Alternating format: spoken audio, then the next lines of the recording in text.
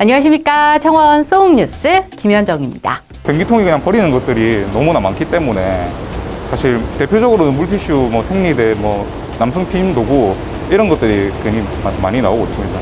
눈으로 보고도 귀로 듣고도 믿기 힘드시죠? 창원 시민들이 변기에 버리는 물티슈를 비롯한 협잡물의 양은 연간 1000여 톤. 물에 녹는 휴지와 달리 물티슈 등 합성 물질은 물에 녹지 않기에 더 심각한 문제를 일으키고 있었습니다. 계속 막히고 그리고 관도 넘치기도 하고요.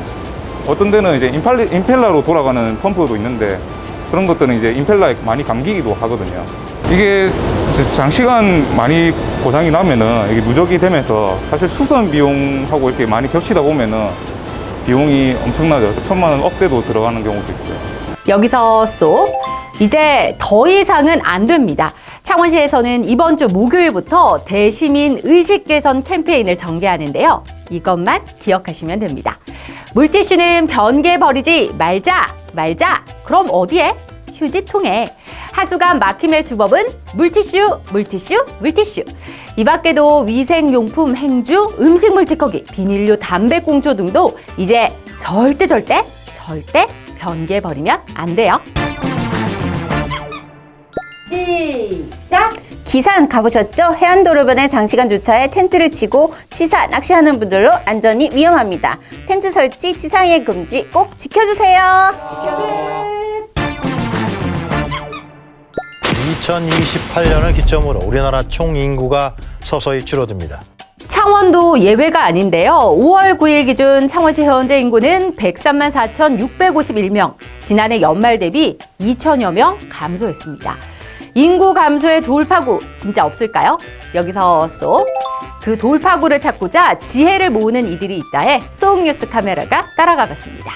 SM타운이랑 연계를 해서 관내에 방송 연예 특성화고를 설립을 하고 창원시 주민이라면 가구 수와 소득에 적합하게 임대주택을 제공해서 주거비 부담 없이 거주할 수 있는 지난 2월 출범한 의창 플러스 알파 추진단, 의창구 직원 23명이 모였는데요. 물론 자신들의 고유 업무가 있지만 인구 반등을 위해 기꺼이 매월 시간을 내고 있었습니다.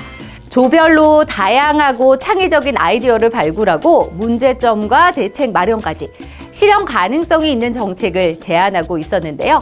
단순히 전입을 했다고 해서 돈을 준다거나 아니면 출생을 했다고 해서 돈을 준다거나 이런 거는 사실 굉장히 단편적인 시책이라고 생각을 하기 때문에 이런 단순한 시책을 계속 펼칠 것이 아니라 정말 이 시민들이 원하는 인프라는 무엇인지 정말로 이제 창원시가 나아가야 될 방향이 어느 쪽인지 그거를 시민의 입장에서 생각을 해보는 게 가장 지금으로선 필요한 게 아닌가 그렇게 생각을 해봤습니다. 사실은 추진단이 생긴 이유가 이제 인구가 줄어든다는 문제의식 때문에 생긴 거잖아요. 결국은 이 문제가 해결되고 이제 추진단이 해체가 되는 게 최종적인 결과가 되지 않을까 싶습니다.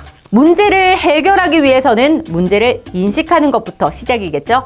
누구보다 인구 문제의 매듭을 풀고자 하는 이들이 있기에 창원시 인구 100만 사수, 아니 인구 반등을 기대해 봅니다.